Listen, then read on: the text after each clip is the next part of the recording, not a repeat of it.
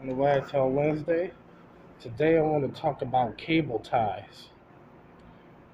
The technical name is gear tie. Alright, so what you want to do is you want to fold these in half. Fold it in half like this. Depending on how long your pole is, depends on how many of these you're going to need. I just so happen to only need one. But the same thing applies if you're doing 30, 40, and you don't want to feed it through the pole. So here's another, I like to call trad option.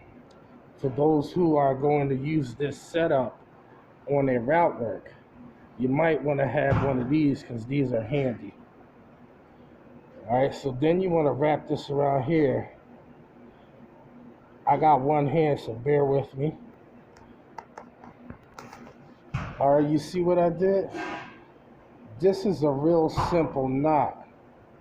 We used to use these knots. It takes like 1 second to tie a knot on a D-ring so you can propel off the roof.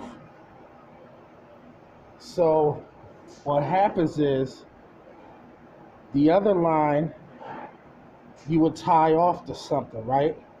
See, all your weight is pulling on here. If you're hanging off of a building, all your weight is pulling on here, and in actuality, this is actually getting tighter, if that makes sense to you. If this is tied off, there's no way this can come loose, but it's so easy to unravel, because when you put your weight on a knot, it's virtually impossible to get it off with the amount of weight and force from gravity.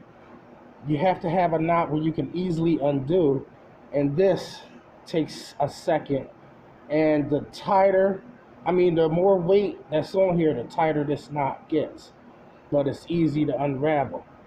I forget what they call it. Some of you leave a comment who knows what I'm talking about. All your weight's on here, so all the tension is wrapped around here and it gets tighter. Alright, so back to the hose thing. Alright, so you want to do it like that. It's not going to slide on you, it's not going to go anywhere. You just pull on it and it'll stay put because this is rubber. Alright, so then you want to make a little hook like this. Hold on, let me show you.